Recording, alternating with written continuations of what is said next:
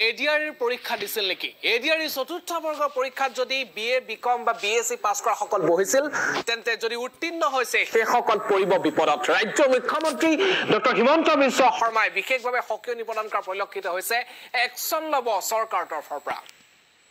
এমুহূৰ্তত জ্বলাইছে এক গুৰুত্বপূৰ্ণ খবৰ এডিআৰি পৰীক্ষাক লৈ এমুহূৰ্তত এক বিশেষ আপডেট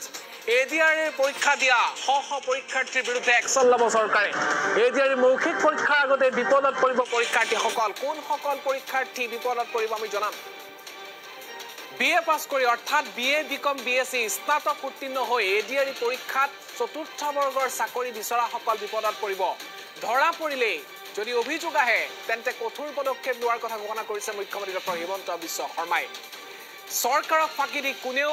চতুৰ্থ বৰ্গৰ চাকৰি কৰিব নোৱাৰিব বিএ বিকম বিএসসি পাস কৰি সেই সকল সাৱধান হওক যিসকলে ইতিমধ্যে উত্তীৰ্ণ হৈছে বিএ বিকম বিএসসি পাস কৰি চতুৰ্থ বৰ্গৰ পৰীক্ষা দিয়া সকলৰ বিৰুদ্ধে আপুনি খবৰ দিব পাৰিব ৰাজ্য চৰকাৰক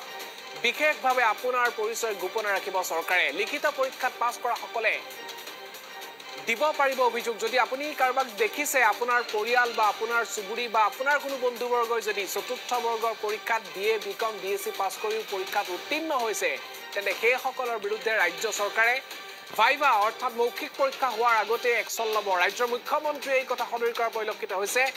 ৰাজ্যৰ ভিন্ন প্ৰান্তত চতুৰ্থ বৰ্গৰ পৰীক্ষাত একাংশই নিজৰ শিক্ষাগত অৰ্হতা লুকুৱাই ৰাখি তেওঁলোকে বিএ বিকম বা বিএসসি অৰ্থাৎ স্নাতক উত্তীৰ্ণ হৈছে কিন্তু কেৱল মাত্ৰ চতুৰ্থ বৰ্গৰ চাকৰি তেওঁলোকে কম প্ৰতিযোগিতাৰ নমাৰ স্বাৰ্থতে তেওঁলোকে